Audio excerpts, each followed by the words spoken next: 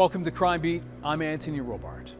Tonight, a German family travels to Canada on vacation when tragedy strikes. I heard a loud noise. I thought it was like a tire who exploded.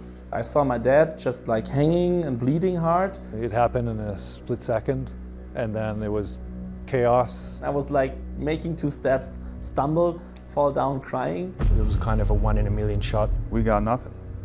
We have nothing right now. We're starting from zero. I don't know what the thinking was that could lead someone to do that. It was a high-risk situation. People on the ground were talking like this was like a professional hit.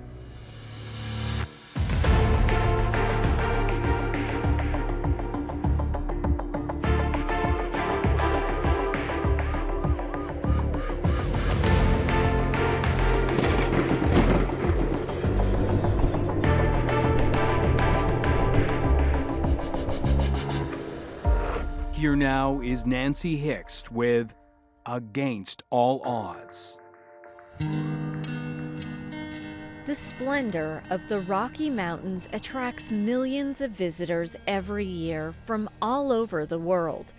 They come for the majestic mountain views and turquoise glacial lakes.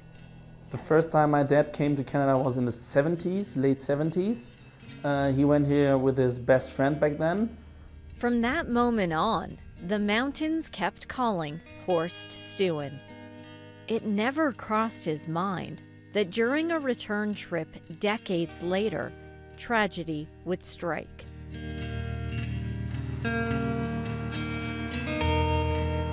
In the summer of 2018, the Stuen family arrived in Canada from Germany for a 3-week vacation in Alberta. So it was his dream, like he loved horse riding, the Western style, not the English style of horse riding. So my dad had the chance to go out there every day horse riding. He went out for hours, and the rest of the family, we went shopping or stuff like this. But back then he was every day on a horse somewhere in Alberta, and was enjoying his time, My girlfriend, who was with me, or with us, she never been to Canada before. And then we were like making plans, and we said maybe it's nice for her to see the Rocky Mountains because she never been here. So we went out for camping. During their final week in Canada, they camped in Banff, where they took in stunning views of the national park. My dad's plan was to go to Calgary because he wants to see another Western store and maybe buying some boots and stuff like this, which you can get over here. And we went to the Three Sisters, the famous mountains over there, because my dad wanted to see. He remembered it from back then in the 70s. With Horst behind the wheel, they took the winding, narrow, scenic route in their rented SUV. My dad, he wanted to go and drive back home on Canadian Highway 1A. He said, I want to drive, I want to see like the nature, and maybe stop every now and then and see what's like. He wants to see some ranches, just watching as a tourist. And we drove off 2 times. They got back onto the highway and drove just a few hundred meters when it happened. A car drove by, and then I heard a loud noise. Like in the beginning I thought it was like a tire who exploded. And I saw my dad just like hanging and bleeding hard, and we already got off the road. So we ran down a few of the trees, and then I think it was the 3rd tree or something. We stopped, all the airbags and stuff, they went off. So then we were standing, and I told my mom and my girlfriend, because I know they are not good in handling stressful situations. So I said, come on, you guys go out, go back to the street and look for help. So you leave now. Then I grabbed my dad's phone because he paid for like mobile stuff over here. I called the 911, and luckily the navigation system still was running, so I could explain them where we're at. We're on Canadian Highway 1A, driving east, near Moore Lane. We went off the road. I sent my mom and my girlfriend to the highway back, so they will stand there and wait for them. Ground, and then they told me like this stuff everybody does when you're on an emergency call, like find where the blood comes from, stop the bleeding, make him a comfortable position. So I got some pillows out of the car, put him under his head, and then we were figuring out, and I said, I can't find any like wounds.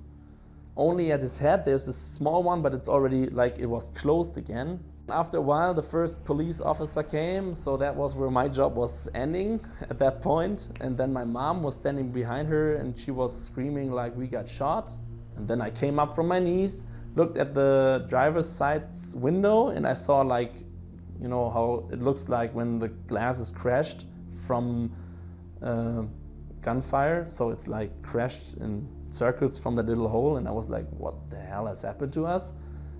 That was the first time I realized that something bad happened. Daniel's father had been shot in the head. Coming up, as Horst lay bleeding on the side of a Canadian highway, investigators try to figure out who would fire at an international tourist.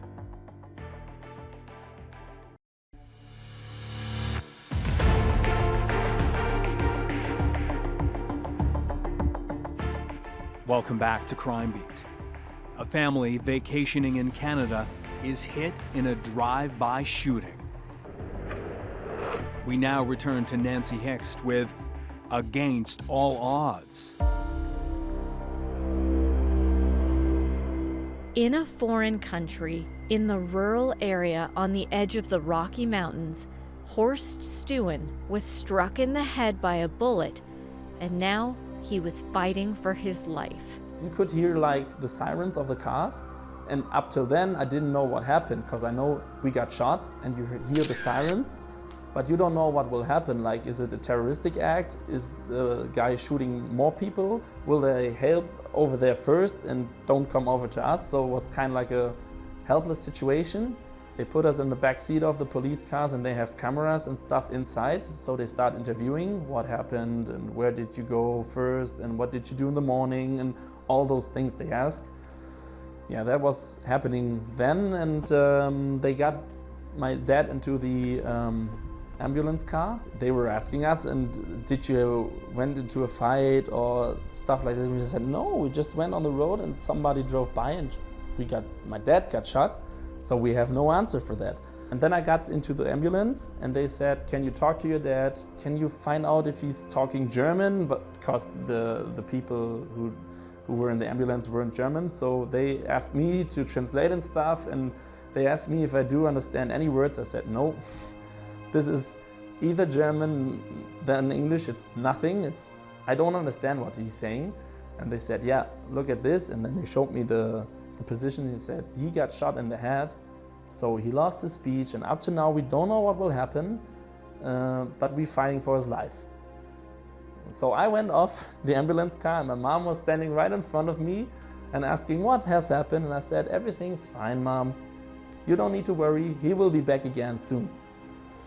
Because I didn't know what to tell my mom. She was standing right in front of me crying, and I was like, pfft. I don't want her to like realize at this point what happened, so I want her to be calm. So I kind of lied to her, but for a good thing, you know? For as long as possible, Daniel protected his mother from the seriousness of his father's injuries. But this quickly became a high-profile case. I remember when we came to the hospital first, there were like a lot of TV screens, and there was like our car on all of the screens and in the news, and it was like kind of a strange situation. Doctors said Horst needed emergency surgery. He got shot like it's behind his ear on the left side. With his father still in critical condition, Daniel was faced with the difficult decision to leave his side and return to Germany to take care of the family business. When I left Canada in 2018, and it was one day after that happened, I had to say goodbye, and I asked the doctors at the hospital in Foothills in Calgary, what do you mean with saying goodbye? And the doctor told me, if I were you, I would say goodbye as I don't know if I will see him ever again alive. Everybody left the room, the room where he was in, And yeah, I said goodbye, like, don't worry, Dad, I will make it, keep fighting, and we will see each other in Germany. Don't worry, I go back home now, I will take care about the company, take your time, we will see each other. And then I got off the room and the whole family was standing there and watching at me, and I was like making 2 steps, stumble, fall down crying. I didn't even want to cry, but you know, sometimes you don't have your feelings. Like, normally you can control them. In this situation, I wasn't able to control my feelings. It was like, I went down and that's it. For, I don't know, 2 or 3 minutes. And they got me off again. Like, everybody was there. They were so nice and kind. Even the nurses in the hospital, they start crying because they felt so sorry for what happened. And German tourists coming to Canada and something like this happened to them. Even like police officers, they start crying. In the meantime, the RCMP again interviewed Horst's wife. She told me she's traumatized. She couldn't recall seeing anybody, and she second-guessed even the description of the vehicle. But being in a foreign country where your husband is just injured to a state that you don't know, she wanted to provide and wanted to be helpful as best as she can, with the caveat that my information, I don't know if it's going to be any good. It came back as like a black, boxy, dirty vehicle. Well, is it really black, or was it dark blue or dark green, or perhaps a totally different color? Again, it's very difficult to achieve that balance where you can only go with what you know while keeping in the back of your mind that perhaps all of the details that were provided were unreliable. With that description in mind, possible suspects were identified. Just one day after German tourist Horst Stuen was shot, police made an arrest.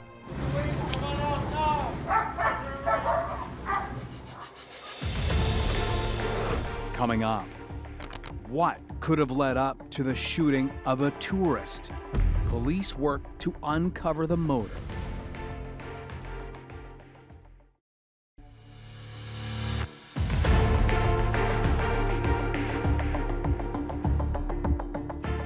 A German father of 2 fights for his life as investigators are faced with a lack of forensic evidence.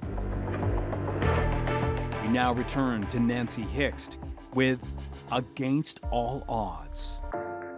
This is the location where the shooting took place, just as they crossed the crest of the curve, headed that direction. The police investigation into the shooting of Horst Stuen seemed to move quickly. Just one day after a bullet struck him in the head, police made an arrest. But it wasn't so simple. The description of the vehicle was a black vehicle, and some of the information that the investigators had at the time led to a black vehicle, an arrest.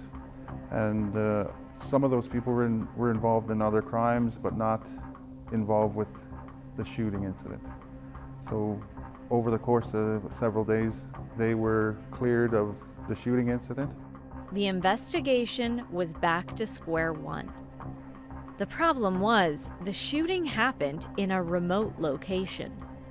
Outside of the victim's family and the suspect vehicle, there was nobody there. There was nobody there to witness that stretch of highway.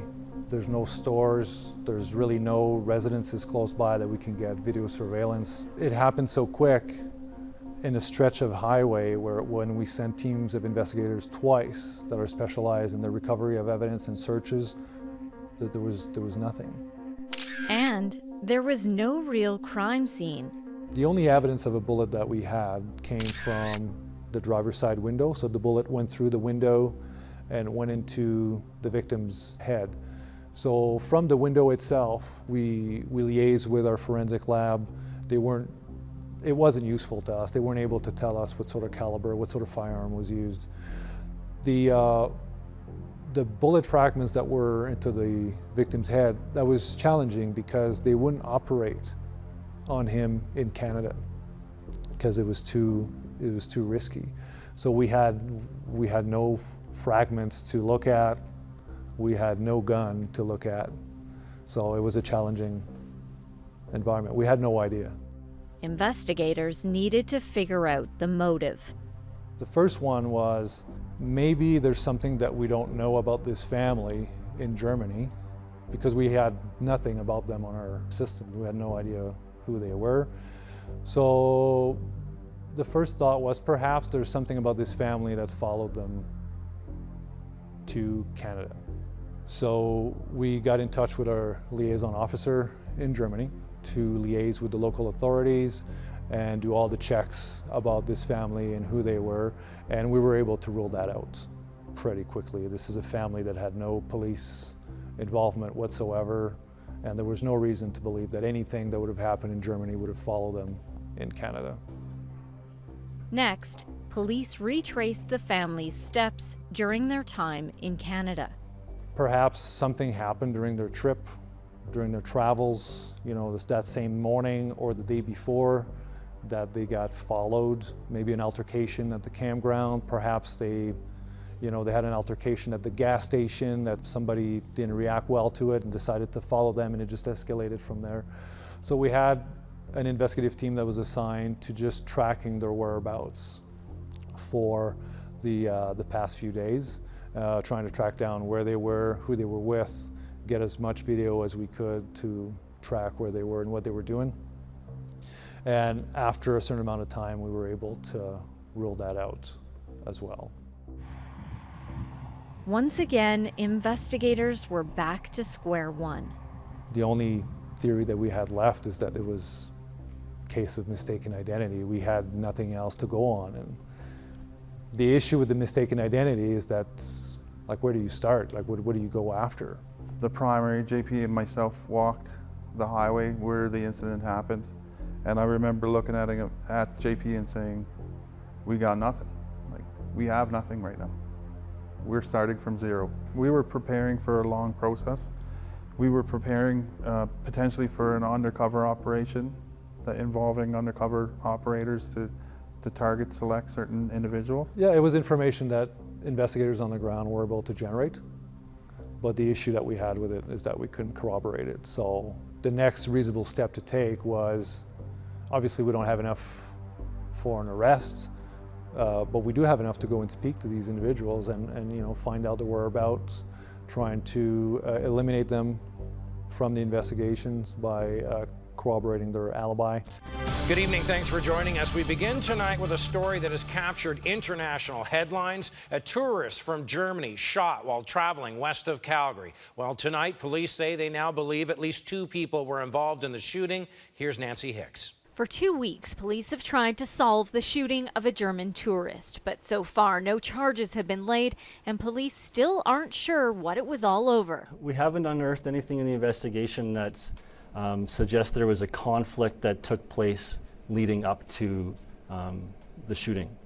So all investigational avenues are still open. Police believe there were at least 2 people involved in the shooting, with the shot being fired from the passenger side of the offending vehicle, hitting the tourist who was driving a black Dodge Durango like this one. Both vehicles were traveling eastbound on Highway 1A. We appreciate the international interest on it. We all know that Canada is a beautiful place to come and visit, and we hate to see people who are guests in our country have ill things happen to them. Just like we hate to see ill things happen to our own citizens. So yeah, it's important to us, and we're going to do our best to investigate it thoroughly. In the meantime, Horst Stuen was still clinging to life in hospital. Nearly 2 weeks after he was shot, he was flown back to Germany for further treatment. So they had a special ambulance airplane from Germany which flew over from Munich to pick him up. And we arranged that my mom could go back from Calgary. When we wanted to take him off the hospital, we had to put him in a wheelchair and going with him around, and he recognized us. So he knew that I'm like his son. He couldn't say like, hello, my son, nice to see you, but he recognized me. Only like sign speech was the only thing we could like consider what he wants to have, like, are you thirsty? Do you want something to eat? And he was like, no, yes, no. At that point, his prognosis was still uncertain. So the bullet went into his head and it got stopped by his brain. And then the doctors in Germany, they said they will do another surgery So now they can see which parts of the brain are dead and where pieces of the bullet are. They don't want foreign material in his head, and they don't wanted to remove the dead pieces of his brain. That was what they did in Germany, and they even said like what the doctors over here in Calgary did was an awesome job. Like German hospitals couldn't do that because we're not used to shooting wounds or stuff like this. In Germany, the ambulances, the hospitals, they're not used to stuff like this because they said if something like this would happen in Germany, they don't know if they could react as good as the people over here in Canada did. But like the injury, then they did after it. Of course, like there were specialists in Germany. They're focused on stuff like this, brain injuries, so they removed all that stuff. Just a few months later, in May of 2019, RCMP Sergeant Daryl Williams flew to Germany. Traveled to Frankfurt and then took a vehicle and drove to Detmold, Germany. And that's where I met with the Crown and eventually met with the local authorities, the police that were going to be conducting the interview. I did not expect him to walk into the police station, obviously with assistance, but he was happy. He was a smile on his face. He can't remember anything in detail about after the incident. I know, it's a happy moment for the family. He's in the mountains. He spoke about, wanting to recreate his youth when he came here years earlier, but also doing research and history on the area, movies that were filmed. And then that was the purpose of the drive, is he knew certain movies that were filmed in that location. But ultimately it was the vehicle that they rented. And as small thing as it was the color of the vehicle and the make of the vehicle that ended up in the shooting incident. Coming up, good old-fashioned police work finally leads to a break in the case.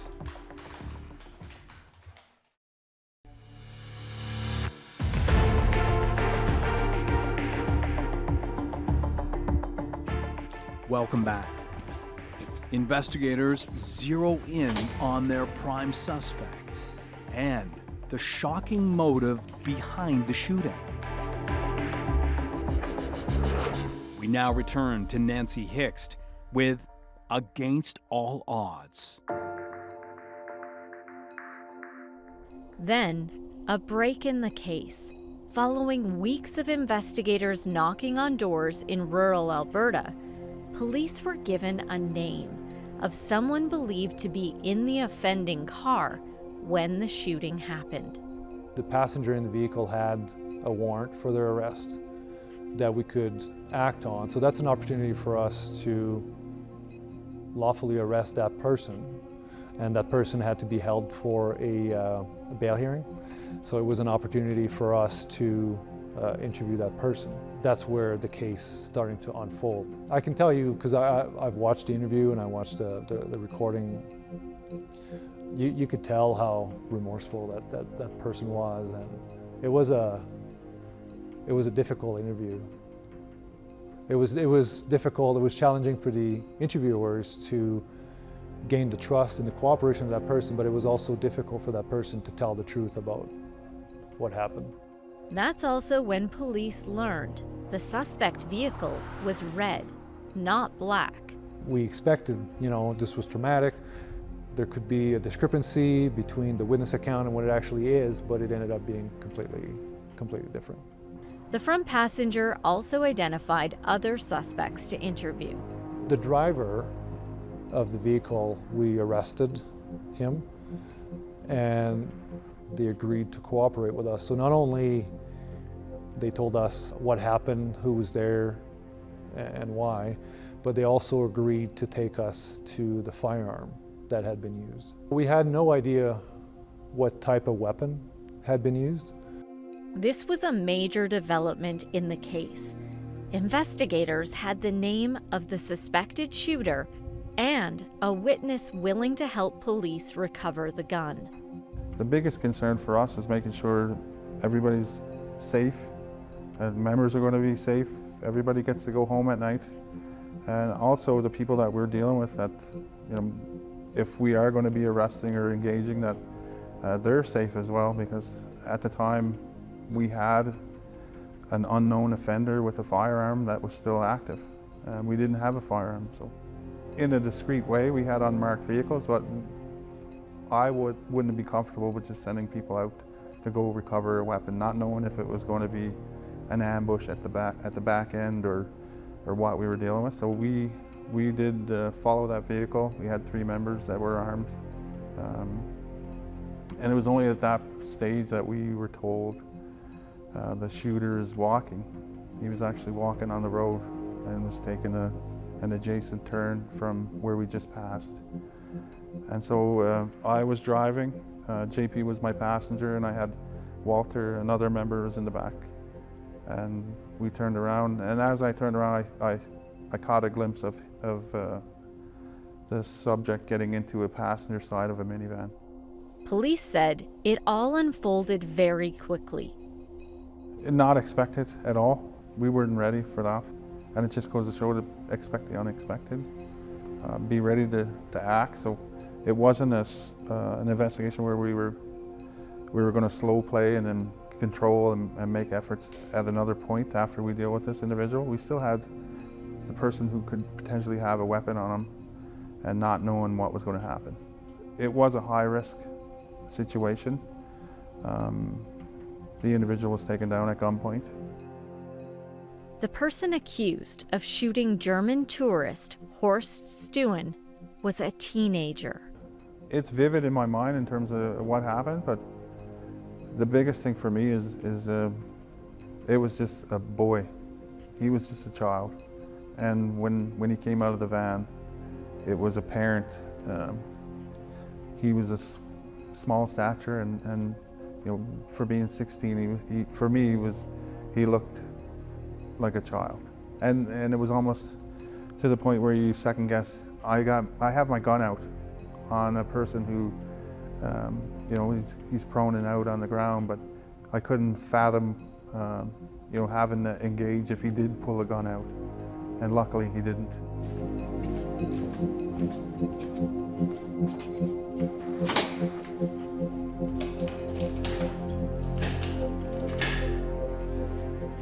The gun ended up being buried on a rural property with several inches underground, and the driver was able to bring a few investigators there and recover the firearm, which was still loaded, and it was a modified .22 that had been cut off. We were confident, based on the account of the driver, but also the statements from the other passengers in the vehicle, that it was the right firearm. The motive in this case didn't come out until the trial got underway nearly a year after the shooting, in the summer of 2019. The youth was originally charged with attempted murder, but stood trial for a handful of lesser offenses. Attempted murder wasn't something that we thought we had a reasonable likelihood of conviction on. Proving the intent to attempt to murder was just not there in the circumstances. The young offender in the back seat, quite intoxicated, shooting at this vehicle, driving by at that speed, proving that they were intending to kill anyone was going to be hard. So that's something that we didn't persist with. It was the aggravated assault with a weapon, and then the main charges were discharging a firearm at a place, a motor vehicle. Recklessly discharging a firearm into a motor vehicle was the main charge. The teenager's identity is protected under the Canadian Youth Criminal Justice Act. It's recognising that they are young, that they have a lower mental development, lower moral blameworthiness, and they have a lot of years to develop and improve and become, you know, a law-abiding citizen. And publishing their names in a criminal case, especially a high-profile criminal case, could really destroy their life going forward, having their names in the media, on the internet. So that's something that the courts try to protect and help these young offenders move on in life. The prosecution outlined its theory that Horst Stewin was shot over a case of mistaken identity. That morning, the young offender had been drinking a lot of alcohol and doing meth with the other 3 individuals, and they decided to go for a drive. He was behind the driver in the back seat. The driver saw the German family in their black Dodge Durango. They had rented that out for the trip. The driver of the red hatchback seemed to recognize the Dodge Durango as a vehicle, and a vehicle that he had seen before, and he seemed to think that someone may be driving in there that he doesn't like. The evidence led to the belief that the driver told the young offender in the back seat to shoot at the vehicle. So they drove up, overtook the vehicle, and the young offender took the rifle and pointed out the back passenger window and shot at the black Dodge Durango. It hit the driver's window, it shattered the window. That caused the bullet to break up into fragments, which then hit the side of Mr. Stewin's face or head, and that penetrated his brain. Obviously, he collapsed onto the steering wheel straight away. His vehicle came off the road and into a field, coming to a stop, basically hitting a tree and came to a stop. It was kind of a 1 in a million shot. The offending vehicle driving by at 100 kilometers an hour on a main highway, hitting the other vehicle driver in the head. As the trial continued, there were some major hurdles for the prosecution to overcome. The first challenge is they were all drinking alcohol that morning. They were all, to some degree, doing meth. So their memories were at issue. The reliability of their memory was a big issue in court. Another problem was, it was clear the witnesses did not want to testify.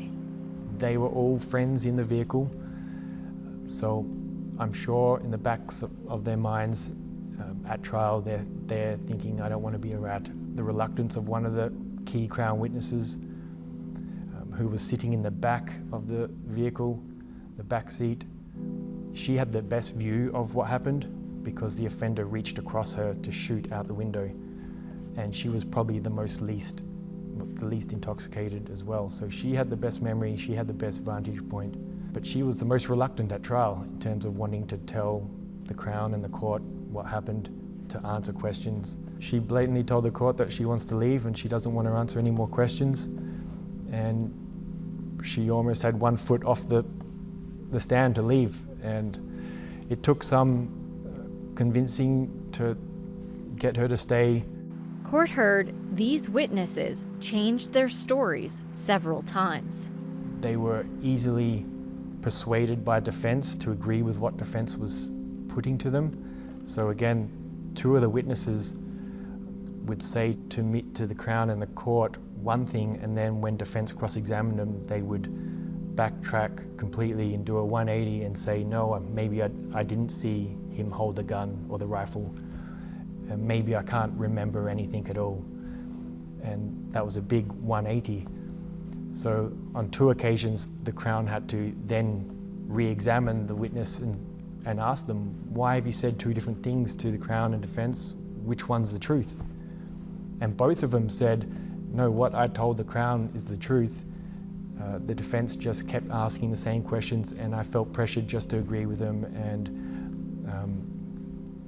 they just felt that pressure from defense questioning that they just kind of caved in. An alleged confession made by the accused through Facebook Messenger became key evidence in this case. This was 7 hours after the incident. At night, he just started messaging the witness. They were damning messages. If the Crown could prove that they came from the offender, that was the best piece of evidence in the trial, really, because it said that he shot the man, that the police are looking for him.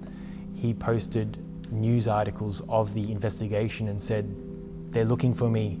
The offender said it was a wrong hit. He said that they've got the wrong vehicle, they've got a black vehicle, it was a red vehicle. So he's saying things that only someone that did it would know, or someone that was in that vehicle would know. Defense argued there was no way to prove the accused was the one who fired the shot. The witnesses against my client, all of them in that car, had been drinking, had been taking drugs, every one of them. These people had basically been on a 24-hour bender of alcohol and drugs. It's, the amount they had consumed would stagger, literally and figuratively, most of us. Hard to believe that their evidence could be reliable. After the break, the fate of a teenager accused of shooting an innocent tourist is in the hands of a judge.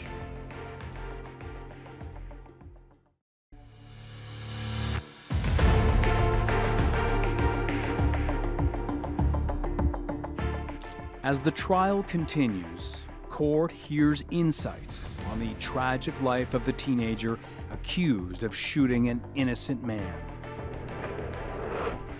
We now return to Nancy Hixt for the conclusion of Against All Odds.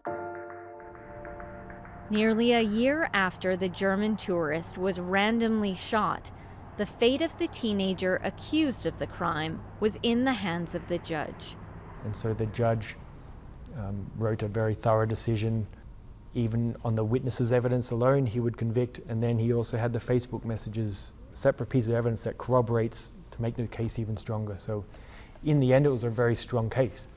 In the end, he was found not guilty of attempted murder, but guilty of aggravated assault and a number of other firearms offenses. During sentencing, further details about the youth were revealed in court. The teenager was from the Stoney Nakoda First Nation. He had grown up in a troubled family. There was drugs within the family, drug abuse. He had some developmental issues that were identified in the reports. His functioning age was lower than his actual age. He was 16 years old at the time of the offence, but his functioning age was much lower, and the reports fleshed that out. So that's important information for a judge to know, that this offender committed the offence when his actual functioning mental age is much lower than his actual age. It gives you more understanding about how this occurred and maybe why. He just certainly wasn't equipped with the mental capacity to make wise decisions. By the time sentencing came round, he had served his sentence, and so he got these 21 months jail that he had served, and there was also another 15 months of probation that he was sentenced to as well. This case is memorable because of how tragic it was and how absolutely stupid this crime was. And it's memorable because of the bad luck for the victim involved here. The chances of being shot with a single shot 22 from a moving vehicle to another moving vehicle is astronomical, number one, but it was so tragic for that person. It made no sense whatsoever, this crime to start with. It's 4 people in a car who've been drinking, doing drugs, access to a gun, and that would ever be fired at someone else is, sort of beyond the comprehension of most of us, that we could think that someone would actually think that's a good idea or something they should do, or they're justified. I don't know what the thinking was that could lead someone to do that. Thousands of miles away, in Germany, Horst Stuen and his family waited to hear the outcome of the trial. The life of my dad, as it's now, so even if they put him into jail for 100 years, won't change anything for him. So the situation we have to deal with now is the same if he's in jail or not. For my mom, she lost her husband, she knew.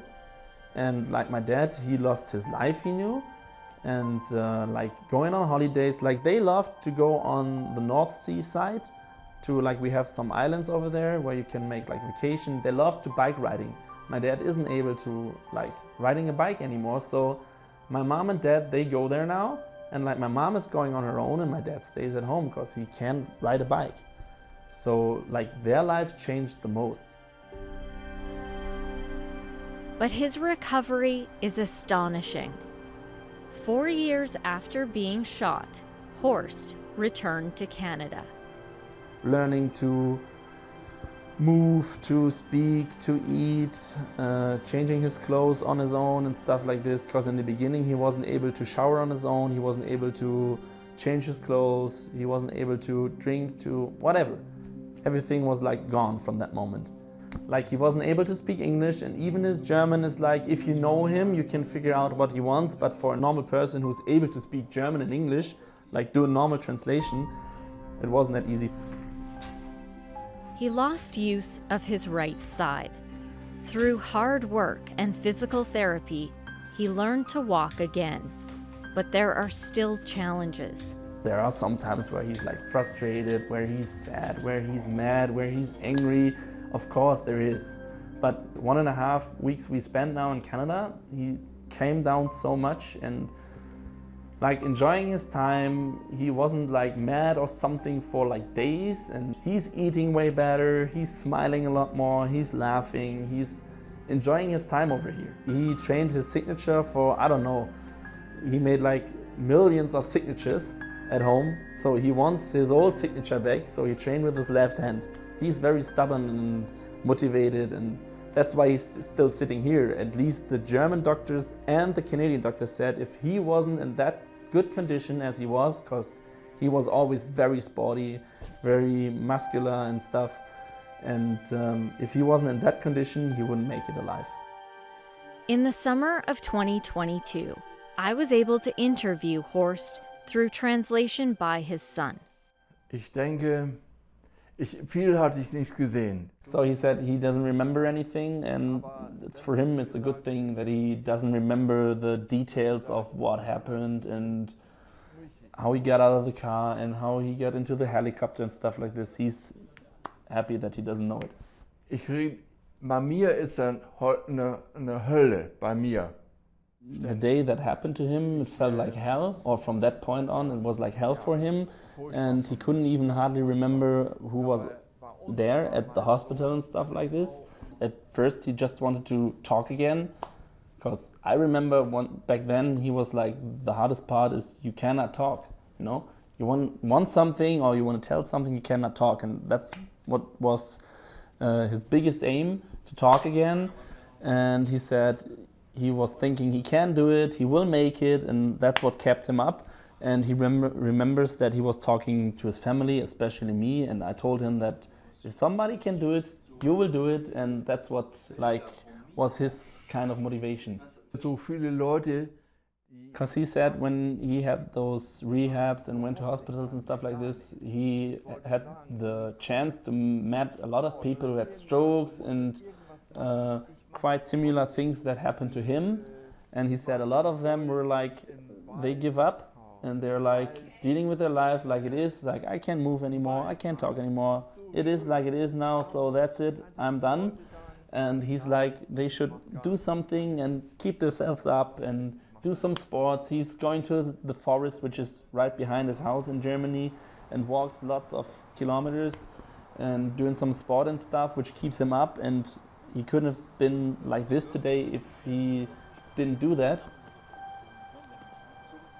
As Horst laid in a hospital bed all those years ago, he never thought he would experience the freedom of riding a horse through the countryside in Canada again. This moment is the result of 4 years of perseverance as Horst Stewin overcame the odds. Tschüss, Papa. Viel Spaß. Bye-bye. The Stewins said Horst received a one-time payment from the Alberta Victims of Crime Fund of nearly $100,000. That money was used up within the first 2 years of rehabilitation. That doesn't include lost income, as he can no longer work. He continues to work with doctors and physiotherapists in treatment. that will likely need to continue for the rest of his life. I'm Anthony Robart. Thank you for joining us tonight on Crime Beat. Want more episodes of Crime Beat? Listen to the Crime Beat podcast now for free on Apple Podcasts, Spotify, or wherever you find your favorite podcast. And for past episodes of Crime Beat, go to the Global TV app, visit globaltv.com, or check out our Crime Beat YouTube page.